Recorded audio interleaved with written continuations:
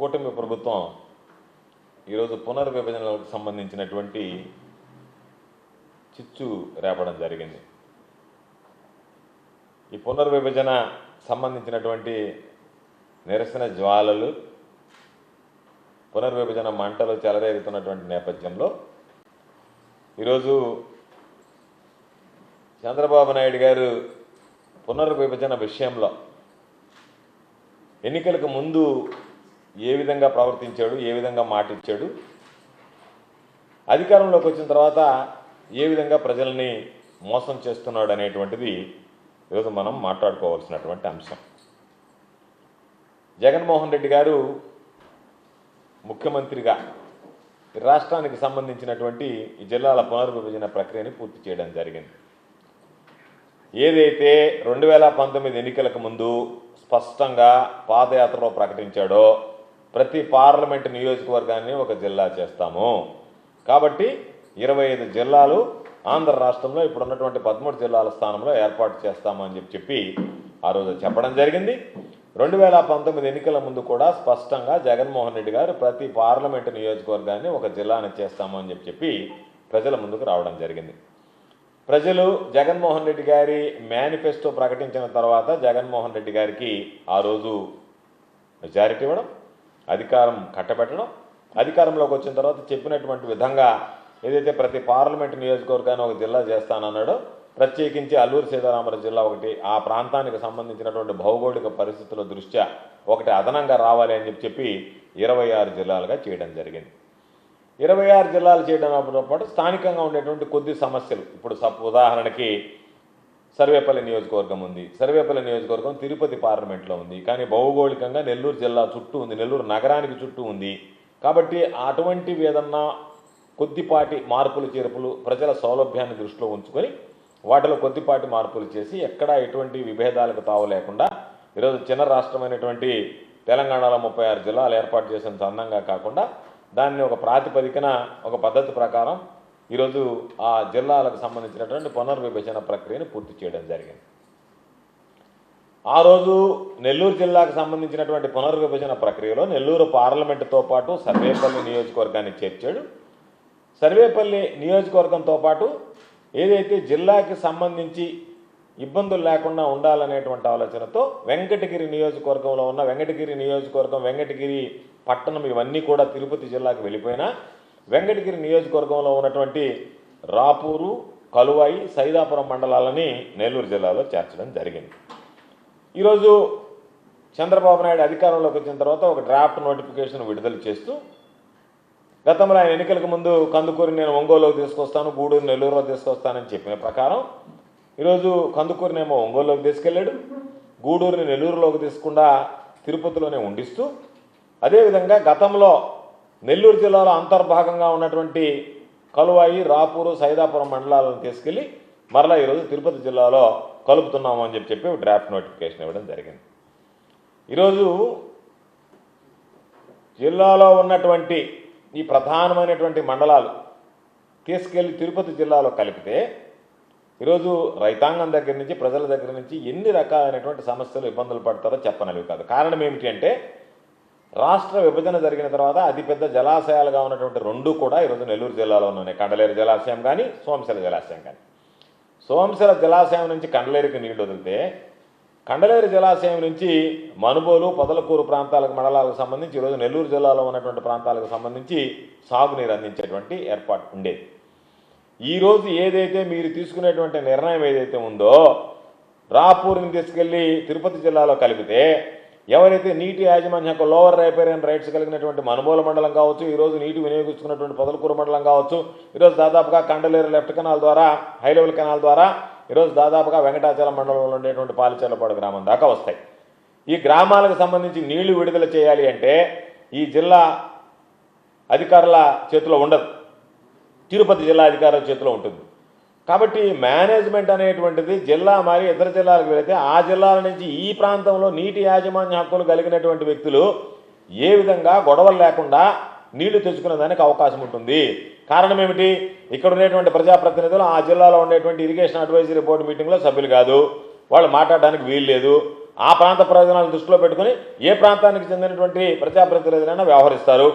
అటువంటి పరిస్థితుల్లో నెల్లూరు జిల్లాకు సంబంధించి రాబోయేటువంటి రోజుల్లో వాళ్ళు ఏదైనా ఒక నిర్ణయం తీసుకుని ఆ నిర్ణయం ప్రకారం రైతులకు మొండి చేయి చూపిస్తే నెల్లూరు జిల్లా రైతులకి అప్పుడు ఎవరితో పోట్లాడాలి? ప్రతి సీజన్లో 2 పంటలు పండేటువంటి ఈ జిల్లాలో ప్రతి సంవత్సరం 2 సార్లు ఎవరితో పోట్లాడాలి? రైతులు ఈరోజు రైతుల మధ్య ప్రాంతాల మధ్య చిచ్చు రేపడానికి తప్ప చంద్రబాబు నాయుడు తీసుకున్నటువంటి నిర్ణయం మరొకటి కాదు. అదేవిధంగా ఈరోజు పొదలకూరు మండలానికి సంబంధించినటువంటి ఇనుకుర్తి కానీ, ముదిగేడు కానీ, బిరుదువోలు కానీ, గ్రామాల కళ్యాణపురం కానీ, గ్రామాలకు సంబంధించినటువంటి గ్రామాలు ఈరోజు పొదలకూరు మండలంలో ఉన్న పొలాలన్నీ పక్కన ఉన్నటువంటి సైదాపురం మండలంలో ఉన్నాయి. దేవరేములు, కట్టుబడిపల్లి గ్రామాల్లో వాళ్ళంతా పాపం అక్కడికి వెళ్ళి వ్యవసాయం చేసుకుంటారు. వాళ్ళు ఊరు దాటితేది ఊర్లో ఉన్నంటే ఉంటుంది మామూలుగా పొలాలు. అటువంటి పొలాలకు సంబంధించి ఈరోజు వాళ్ళకి ఏది కావాలన్నా వాళ్ళు తిరుపతి జిల్లాకు పోవాల్సినటువంటి పరిస్థితి. అంటే రైతులు ఎన్ని రకాలైనటువంటి క్షోభకు గురవుతారు, ఎన్ని విధాలైనటువంటి ఇబ్బందులు పడతారనేటువంటిది కనీస ఆలోచన చేయకుండా ఈరోజు మీ ఇష్ట ప్రకారం మీరు దాన్ని సంబంధించినటువంటి దాంట్లో మేము వాటిని తిరుపతిలో కలిపేస్తాము అంటే ఈరోజు సోమశిల జలాశయాలు పొదలకూరుకు రావాలంటే సాగునీటి కాలువలు కలవయ మండలం మీదుగా వస్తాయి. అక్కడ వాళ్ళు ఎవరన్నా అడ్డగిస్తే వీళ్ళు పాపం వెళ్ళి రైతులు కొట్లాడుకోవాల్సినటువంటి పరిస్థితి. కాబట్టి ఇటువంటి పరిస్థితుల్లో ఒక హేతుబద్ధత లేకుండా గతంలో మీరు తీసుకున్నటువంటి వాటిని జిల్లాకి న్యాయం చేస్తారేమో, గూడూరును కూడా కలుపుతారని చెప్పి చాలామంది అనుకున్నారు. కారణం ఏమిటంటే ఆ రోజు మేము తీసుకున్నటువంటి దాంట్లో పార్లమెంట్ని యూనిట్గా తీసుకున్నాం. పార్లమెంట్ ప్రకారం గూడూరును కూడా తిరుపతిలో కలిపారు జగన్మోహన్ రెడ్డి గారు ఉన్నప్పుడు. చంద్రబాబు నాయుడు గారు వచ్చి గూడూరుని నేను కలుపుతాను అని చెప్పడం జరిగింది. ఒక్కసారి చంద్రబాబు నాయుడు ఏం మాట్లాడాడు వీడియో క్లిప్పింగ్ మీరే చూడండి.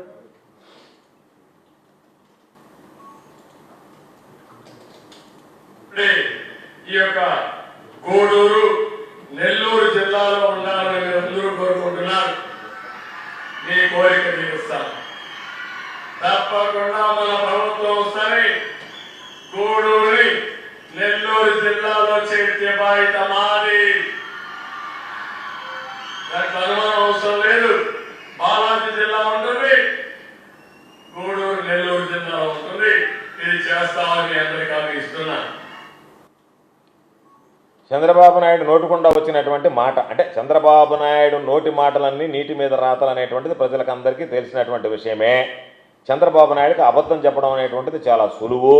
కాబట్టి చంద్రబాబు నాయుడు ఎన్నికల్లో అబద్ధాలు చెప్పినట్టుగా పునర్విభజన విషయంలో కూడా అబద్ధాలు చెప్పాడు. ఓట్లు వేయించుకున్నాడు, అధికారంలోకి వచ్చారు, అక్కడ ఎమ్మెల్యే గెలిచాడు, తెలుగుదేశం ఎమ్మెల్యే అయిపోయింది, రాతుకయ్యి బాతుకయ్యి అన్నట్టుగా అయిపోయింది. నేను చెప్పా గెలిచారు అయిపోయింది కాబట్టి నేను మీతో పని లేదన్నట్టుగా అన్ని విషయాలు వివరించినట్టుగానే ఈరోజు మీరు రైతులకు సంబంధించి తీసుకుంటున్నటువంటి ఈ నిర్ణయం వల్ల ద్రోహం చేసినట్టు అవుతుంది. రైతులకి, ప్రజలకు ద్రోహం చేస్తున్నారు.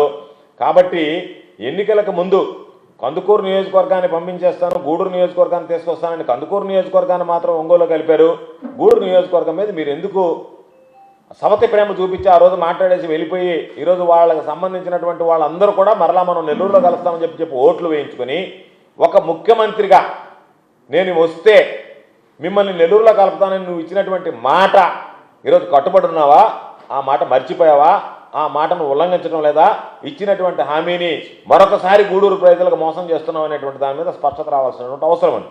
కాబట్టి దీని విషయంలో ఇప్పటికే గూడూరుకు సంబంధించి నల్లపరెడ్డి ప్రసన్న కుమార్ రెడ్డి గారు, స్థానికంగా ఉన్నటువంటి శాసన మండలి సభ్యులుగా ఉన్నటువంటి మేరిక మురళి గారు స్పందించారు. గూడూరు నియోజకవర్గాన్ని నెల్లూరు జిల్లాలో కలపాలి అనేటువంటి వాళ్ళ ఆలోచనని స్పష్టంగా కూడా తెలియజేయడం జరిగింది.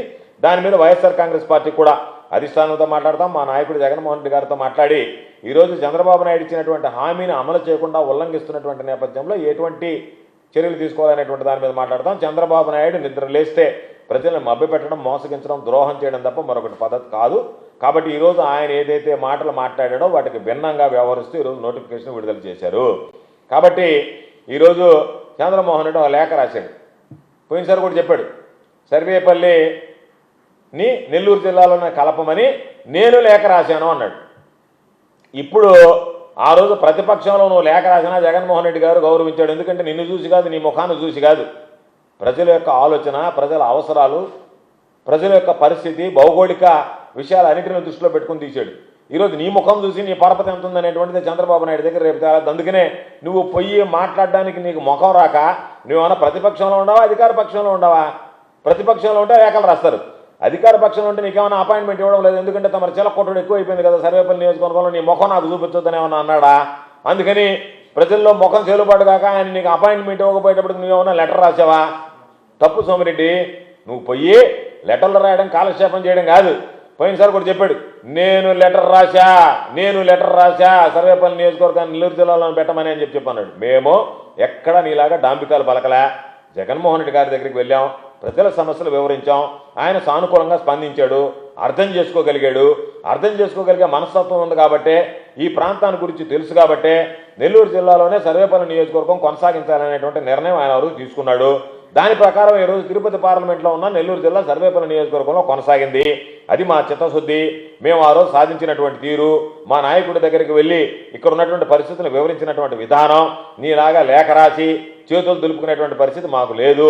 మేము ప్రజలతో కలిసి ప్రజల అవసరాల కోసం పోరాడేటువంటి వ్యక్తులం తప్ప నీలాగా లేఖలు రాసి, ఎందుకంటే పాపం బిజీగా ఉన్నాడు ఈరోజు. ఆ బిజీనెలో పాపం పోయి కలిసి దీని గురించి వివరించడానికి టైం లేక రేపు ఏదన్నా ముఖం మీద కొడతారు కదా జనాలు, ఏమయ్యా ఏ పెద్ద మనిషిమయ్యా నువ్వు, ఇవి ఉన్నటువంటి ప్రాంతాలను మాకు విధంగా ద్రోహం చేశామని చెప్పి సర్వేపల్లి రైతులు వీళ్ళందరూ ముఖం మీద కొడతారు కాబట్టి దాని నుంచి తప్పించుకోవడానికి నేను లేఖ రాశానని చెప్పి డ్రామాలు ఆడటం మాని, ఇప్పటికైనా ఈరోజు మీరు గతంలో నేను ఏ విధంగా అయితే జగన్మోహన్ రెడ్డి గారిని ఒప్పించి సర్వేపల్లి నియోజకవర్గంతో పాటు చుట్టుపక్కల సర్వేపల్లి నియోజకవర్గానికి ఉన్నటువంటి చుట్టుపక్కల ఆ ప్రాంత ప్రజల యొక్క అవసరాలను గుర్తుంచుకొని ఈరోజు కలువాయి, రాపూర్, సైదాపురాన్ని ఈరోజు నెల్లూరులో కలిపాం. ఆ రోజు రామనారాయణ రెడ్డి గారు కూడా ఆ రోజు శాసనసభ్యుడిగా వెంకటగిరి నియోజకవర్గానికి ఉన్నాడు. ఆయన కూడా ఇవి నెల్లూరు జిల్లాలోనే ఉండాలని చెప్పి పట్టుబట్టాడు, కృషి చేశాడు. అటువంటి వ్యక్తి ఈరోజు సాక్షాత్తు రాష్ట్రంలో మంత్రిగా ఉన్నాడు.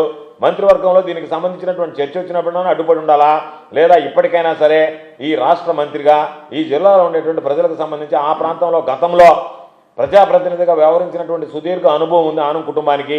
కాబట్టి అవన్నీ దృష్టిలో పెట్టుకుని ఆ ప్రాంత ప్రజలు రేపు ఇబ్బందులు పడేటువంటి పరిస్థితి ఏర్పడింది కాబట్టి వాటిని దృష్టిలో పెట్టుకుని మీరు ప్రభుత్వం మీద ఒత్తిడి తెచ్చి ఏదో ఒక విధంగా ఈ రోజు ఉన్నటువంటి పరిస్థితుల్లో రాపూరు, సైదాపురం, కలువాయి మండలాలను ఆ ప్రాంతంలో ఈరోజు చిచ్చురేగింది, నిరసనలో పెళ్ళుబుకుతున్నాయి, బాధపడుతున్నారు. కాబట్టి వాటన్నిటిని దృష్టిలో పెట్టుకుని రేపు జిల్లాల మధ్య కొట్లాటలు, తలలు పగలు కొట్టుకోవడాలు, చిచ్చులు రేపడం కాకుండా, ఉద్రిక్తతలకు కారణాలు కాకుండా ఈరోజు ఉన్నటువంటి దాని ప్రకారమే మీరు రాపూరు, పొదలకూరు మండలాన్ని నెల్లూరులో కొనసాగించండి. అదేవిధంగా గూడూరు నియోజకవర్గానికి మీరు ఏదైతే మీ నోటితో సాక్షాత్తు ఒక ముఖ్యమంత్రి స్థాయిలో ఉన్నటువంటి వ్యక్తి, ముఖ్యమంత్రి కాబోతున్నటువంటి వ్యక్తిగా మా హామీ ఇచ్చి ముఖ్యమంత్రి అయిన తర్వాత ఏరు దాటిన తర్వాత తెప్ప తగిలేసినటువంటి చందంగా మీరు ప్రవర్తించడం సరికాదు అనేటువంటిది ఈ సందర్భంగా మీకు తెలియజేస్తున్నా.